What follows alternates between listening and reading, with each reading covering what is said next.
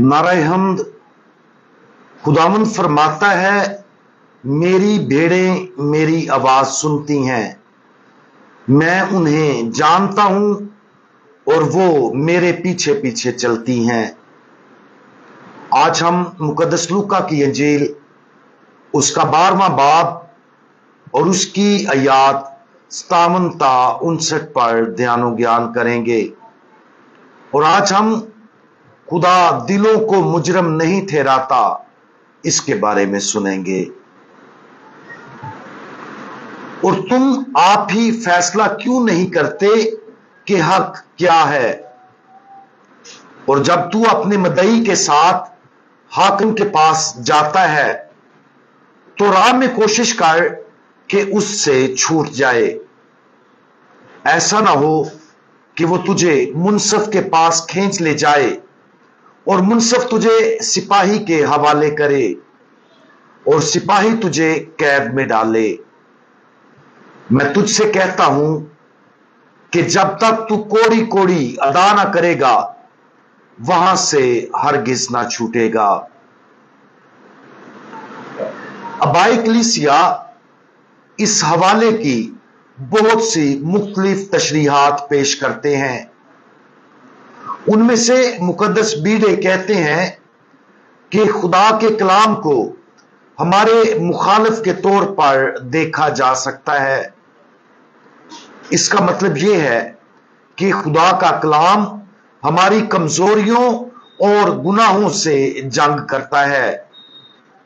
जब हम खुदा के कलाम को सुनते हैं तो हमारा खुदावंद हमें हमारी गलतियों से आगाह करता है ताकि हम अपनी जिंदगियों को खुदा के कलाम की सच्चाई के साथ जोड़ सकें। जब हम खुदा के पाक कलाम के बारे में सोचते हैं तो कौन सी चीज हमें सबसे ज्यादा मुजरम ठहराती है? बाजुकात हम अपने अमाल को माकूल समझते हैं और जो कुछ खुदा हमसे कह रहा है उसे मुस्तरद करते हैं। क्या खुदावंद यीशु मसीह की ऐसी तालीमात हैं जो हमें याद हैं और जिन्होंने वाकया ही हमारे दिलों को मुतासर किया है? अगर ऐसा है तो ये एक फजल है जिसके जरिए खुदावंद ऊपर बयान करदा हवाले से हमें सिखाता है। खुदा हमारे दिलों को मुजरिम नहीं ठहराता बल्कि वो हमें हमारे गुनाह के मुखालिफ के तौर पर मुजरिम ठहराता है ताकि हम रास्ते में मामला तय करने की कोशिश कर सकें। ज़मीर हमारे खुदावंद की तरफ से दिया गया एक शानदार तोहफा है और उसको ऊपर दिए गए हवाले से तशबीह दी जा सकती है। यह कमरा अदालत की एक शक्ल है जहां हमारा खुदावंद चाहता है कि हम पर सजा जारी ना हो। इसमें खुदावंद यीशु मसीह की तरफ से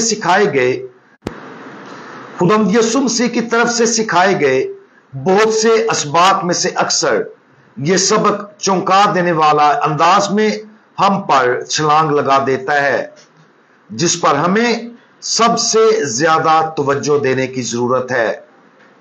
खुदा अक्सर अपनी इंतहाई जरूरी तालीमात हमारे सामने लाता है जिससे हमें एहसासे जुर्म का एहसास होता है जिससे इनकार नहीं किया जा सकता।